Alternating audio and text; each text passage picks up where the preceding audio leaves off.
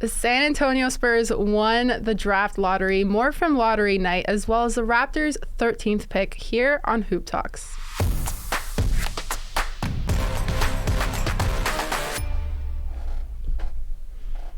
Welcome into Hoop Talks. I'm your host, Crina Mustafa, joined by Justin Pooni, Jelani Goodridge-Reid. I'm here with J-Unit, guys. I think this might be, we haven't done this in a while, like since like court time times. You don't look very excited, There's a reason why Justin. we haven't been doing it okay. I'm kidding. I'm kidding. Not letting you get the disrespect in. So funny. Anyway, we're here to talk. If I could you're speak having real, today. you're having real trouble talking today, aren't you? But we're here to talk draft Very and good. lottery okay, night. Yes. Thank you very much. She got it out. English Nice. is hard sometimes. Yeah, You know? It is. But the San Antonio Spurs, they won the draft lottery. They got the number one pick. All signs point to Victor Wembanyama as their pick. You saw he was in Paris. He was very excited. Justin, I'll start with... No, actually, no. Jelani, I'll start with you. Curveball. Jelani, I'll start with you. Got to keep you on your toes. What have you made of like the hype surrounding him? And like I know people have said that this is like bigger than like the LeBron hype. So what are your thoughts on that? I want to pump the brakes on that, right? I know that we've never seen a prospect like Victor, right? Because he is a mixture of Giannis, of Gobert, and of KD. He's them in one, right? So of course you're gonna say you've never seen this before, but let's face it. LeBron James was expected to be the GOAT, or it's a failure. Yeah. Like you can't compare. And I get it. You've heard people like Jay Billis say if they were in the same draft, you'd probably lean to Victor because it's a newer NBA, and a guy like Victor would fit in how the NBA is gone and how it's moved. But again, I say that the hype, it's justified because again, he's so special. The way that he could play, the way he could shoot, he could handle. Remember the guy's 7'5", he's like 7'4". He could handle the ball, defense, perimeter, and inside. He could destroy you, right? But I will say this though, LeBron James, he's one of a kind, the chosen one, all that sort of thing. It was a whole different thing, and social media wasn't as big, so it's a whole different deal. LeBron was on the cover of Sports Illustrated at 16 years old. He was dubbed the chosen one. He had Shaq, Kobe, all these NBA stars coming to his high school game. His high school games were on ESPN, not ESPN2, not the Ocho, ESPN, the main network. They had to move his games to college arenas because they were selling out, right? There will never be a high school phenom like LeBron James ever again. And the fact of the matter is this, right? Unless you're a real basketball junkie like all of us, mainstream people don't really know who Victor Wembanyama is, right? I mean, the name, people know the name though. They know the name, but but not as much. You know why? It's because he's not American. LeBron James, because LeBron was the American. Even I think Zion. I think you could compare Zion's hype and Victor Wembanyama's hype to be very similar. Right? I agree. I think that's more of a similar comparison rather than LeBron James, because LeBron, that's its own entity. It's its own thing. They'll never be seen again. There will never be that much hype and that much expected. I was watching old clips actually last night where LeBron did it. Yeah, the Bob. Where basically there's like, you don't understand. You have to be a first ballot Hall of Famer, otherwise your career is a failure. Come on, what are we talking about? Okay, sure, I understand that, but let's bring the conversation back to Victor Wembanyama himself. I mean, Jelani, you mentioned he's 7'4", and a 7'4" guy who can move. Yeah. So, Justin, is this the start of a new era for the San Antonio Spurs? Greg Popovich just extended his coaching career, actually. I think Greg Popovich is ready to come back and coach because they now have relevancy once again. It's been a few years. It's been a dark time in San Antonio, right? Ever since really the Kawhi trade, they've kind of just fallen into the abyss of the NBA, and now they're back. They're going to get nationally televised games. Let's see what Victor Wembanyama can do on a young team that's got some nice pieces. Keldon Johnson's there. They got some other nice pieces on that squad. Let's see what the Spurs can do. And they have a great track record of first overall picks. David Robinson, Tim Duncan, all 75 guys, 2 MVPs, champions. So I think the Spurs, give it some time, but look, the Spurs might be all the way back now. And I want to phrase this like very carefully because like injuries is kind of a tricky topic, but is there some concern for Victor coming into the league like there kind of was for Chet, where it might be a little bit easier to get injured just based on like body frame. And Chet got hurt, right? We saw that, but you do see the history with bigs like this: Yao Ming, Ralph Sampson. Excuse me. Look at Greg Oden, like you mentioned. There's so many, like Bill Zion. Walton. Yeah. So there are plenty of names that you've seen over the years. You've seen guys 7 feet and above that do have problems with knees or ankles, that sort of thing. But this is worth it. It's obviously worth it because, again, he's a prospect we haven't seen before. So you do hope that he will be in the gym. I expect that to happen. I expect him to get bigger. He has to because the NBA, he's going to be playing Giannis. Yeah. He's going to be playing these big guys right inside. So I expect that to happen. Also, I think the Spurs are a good organization, so I'm glad he's going there. Yeah. They're going to groom him and get him right. If he was going somewhere, let's say like Charlotte or Houston or Washington or something random, I don't know if I would really trust that process over there. But with San Antonio, I know what I'm getting with them. And then Greg Popovich, I think he's a coach that will get him in the right spots.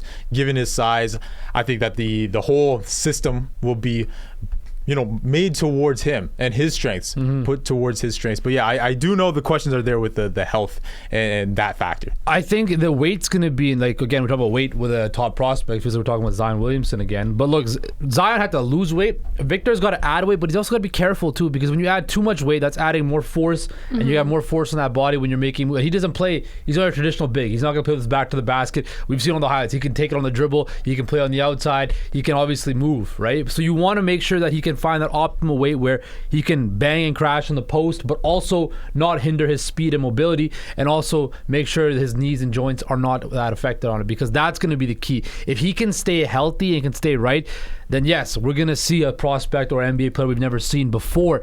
But it's the health, and that to me is such a big factor, because we've never seen a prospect look like this in NBA history. And I think that, to me, why I think he will be successful, what happened with Zion and what happened with other bigs in the past, I have a slight bit of doubt, worry. Right? And worry. But I am worried. Can he stay healthy? Can he be right? And that, to me, only time will tell. Because real quick, like the guy I look at is actually Ralph Sampson in Houston back in the day. He's basically what Victor was. At the time, they never saw anything like Ralph, and he did have a nice stint in Houston, but with that being said, he did have injury history given his size, given the way he did play. So it is a question. It's a real question. Well, I know we've been watching the NBA app promote Wemby's games all year long. Nobody's watching G League. We're finally almost here. Okay, anyway. We're finally at the point where we're very close to him getting drafted. So I know he's excited. We're all excited for a better era of the San Antonio Spurs, because I think we all respect that franchise very, very much. There's a lot of history there. But moving on to the next 3 picks, the Hornets, the Blazers, and the Rockets. They have it in that order. Scoot Henderson and Brandon Miller are both projected to go 2 and 3. Do you guys think the Hornets and the Blazers stick with that, or are they going to go off the board? I think the Hornets go with Scoot. I think LaMelo Ball and Scoot Henderson backcourt might be very interesting, right? These guys are 2 guards that can, LaMelo, we know, is one of the best passers in the game. His basketball IQ is through the roof. He's flashy, and I think Scoot said himself, he's the most NBA ready prospect, and I think that right when you look at him, he looks like an NBA player already, right? We don't have to concerns about does he need to put on weight, does he need to get bigger, does he need to get strong? He obviously will, but right now I think he could roll into the NBA and play, right? Can he be a 20-point guy? I don't know about that, but can he be an efficient NBA starter as a rookie? I think so, right? So I think the Hornets, who need all the help they can get, right? I think they go get Scoot. And it's going to be interesting. The Blazers, to me, are the interesting, because I think had they gotten the number 1 pick, they would have kept it. But now I think, could they trade off that pick? Because, the Blazers GM did say, we are building around Damian Lillard and we want to win, right? Will some team offer, like the Toronto Raptors? You don't have to whisper it. I think Toronto it's a Raptors, maybe they trade, it's real. Trade Pascal Siakam or trade somebody to get that 3rd overall pick. Could that be something that Masai and Bobby look at? I love how carefully he's treading here. I'm not treading. No, he's what kind of reaction am I going to get from? I'm saying, look, it's real. It's a real prospect. The Blazers are the biggest thing. What offers will they get for that 3rd overall pick? And what can they maximize Dame's title? Because there will be good offers. Because I don't think Brandon Miller is going to come in and help them win a title. I don't think so right away, right? So I think they're going to try to trade that pick more so than select a player. And honestly, you never know, because Brandon Miller, what if he gets drafted by the Hornets? What if the Hornets see it as a situation where we don't want to have another guard take away from Ball? It's a real possibility, so they might get a guy like Brandon Miller, who is a wing, who can score. They do need that in Charlotte. And then would the Blazers be like, let's move forward with a guy like Scoot, move off of Dame, because we understand, yes, he's loyal and things of that nature, but he might want to win somewhere else. It's something that's going to be very interesting. But like Justin said, I do see a case where a team might go and look at that third overall selection and be like, you know what, Blazers, let's talk. And as a supporter of the Toronto Raptors, Hey, it depends. It depends. Jersey, just saying. Okay. We'll see. Speaking of the Raptors, they did get the 13th pick. I know it was a bit like if they hadn't been called 13 or 14th, they would have shot straight up to top 4. So a bit of bad luck there. Okay, don't look at me. They had a 1% chance. Don't look at me like that, because I'm about to hype you up. Just speaking of prospects, not bad luck. It's just the odds. I know. I'm okay. Fine. Speaking of prospects that could go at 13, we have a clip here of a Mr. Justin Pooni putting shots up. Just wait. Look at this. Raptors, if you're watching this. Called bank. Wow. Look at that. Look at the form. And watch this. He's going to make another one. I'm not going to play the rest of it. In Air Force Ones, too. He's feeling Think about nice. that. Look at the backwards hat. Got the Kawhi bounce there a little bit. Yeah, wearing the Kawhi hoodie, too. So, okay, jokes aside. So I could tell it wasn't windy, because it was very windy. It was Okay. very windy. I was hitting the weight room. So you're a real shooter. You're a real shooter, man. Okay. I was in the weight room. My bad. Okay, but for real, Justin, okay, we'll go to you first, okay? What does this pick mean for the Raptors? What do you think they do? Well, my draft eligibility is passed. I don't think I'm eligible for the NBA draft anymore. Look, the Toronto Raptors, the 13th overall pick. I could list off these 3 guys that I think could be very good fits that played in college ball, but we know the Raptors aren't going to pick that. They're going to pick some guy we've never heard of before that is a project. I hope not, man. 2 years from being 2 years away, right? So, look, do I think Carson Walls from Kentucky, a point guard, a guy could shoot the 3 ball, might be a very good selection for the Toronto Raptors? Yes. Do I think Bryce Sensabaugh from Ohio State, a wing, could help? Yes. But they're not going to go that route, though. They're not going to go. I really hope not, man. Jelani, they're going to pick some random guy. If you were in charge, Jelani, what would you do? What should the Raptors be targeting? Well, definitely something that we've been talking about all year on this show: shooting, playmaking. If you could find a way to get some of that in your door, thank you, please, because it was a struggle this season for the Toronto Raptors, right? And also the guard spot. I'm looking at that specifically. There's plenty of shooting guards that the Raptors can target here. I would really want a guy like Grady Dick out of Kansas. The problem with him is he's going top 10, so that's not going to happen. Cam Whitmore, Nova, really good prospect, but again, top 10. It might be higher than that, approaching top 6, 7. So that's going to be out of the window. But here you're looking at a few names. Jordan Hawkins, we saw what he did at UConn. Very reliable scorer for the Huskies, the championship Huskies. You're looking at George out of Baylor, Keontae George. He's somebody who is one of the top 5 2 guards in this draft.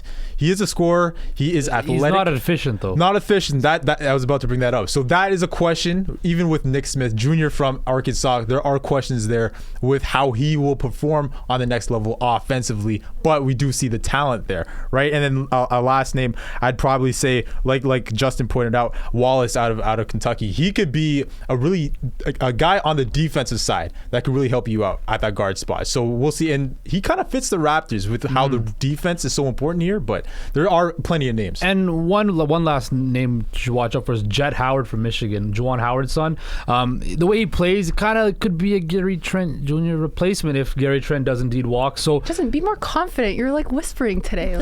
Just okay, look, Jet Howard. Because I don't know. I'm not confident anything the Raptors are going to do in the draft. The one thing I'm confident about is we don't know what the Raptors are going to do in the draft, because next thing you know, they could be picking some guy that's like Bruno Caboclo, who's 4 years away from being 4 years away, and he never actually showed up. The next KD, the Brazilian KD. Yeah, the Brazilian KD, right? For all we know, that's who the Raptors could pick. So, look, the Raptors, other than Scotty Barnes, haven't had a really good draft record in the last little while. So, they got to shore that up, because this team, that's the problem when you fall in the mid-lottery like that, right? Or the lower end of the lottery, you know what I wanted to do, right? Get something higher. Well, I was said at the beginning of the year, ship for Scoot.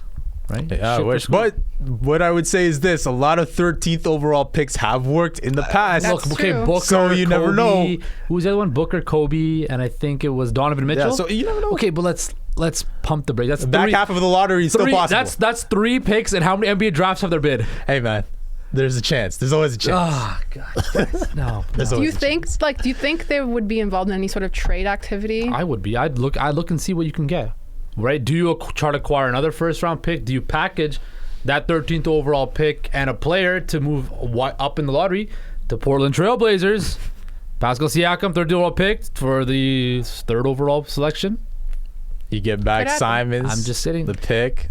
Yo, you're not gonna because they would want OG. They would want OG or Pascal. You probably have to give them something else. How about this trade? Pascal, OG, 13th overall pick to Portland for the 3rd overall selection. Anthony Simons. Yeah, you have to put Simons. Shaedon Sharpe. And that would be it. To make the money work, you might have to throw another sweetener. But hey, I'm like Nazir Little or something like Naz that. Little. There you go. Okay. The Raptors get younger. They get more talent. They get more explosive. Right? You never know. And hey, they could have a much younger core to build around Scotty Barnes. With what I'm saying, then I could get behind that. Okay, yep. We'll see if that actually happens. Like you said, we don't know what the Raptors will end up doing on draft night, but it's an exciting time. I think especially if you're a Spurs fan. So we'll definitely have more on NBA and draft as the draft rolls around next month. This has been Hoop Talks.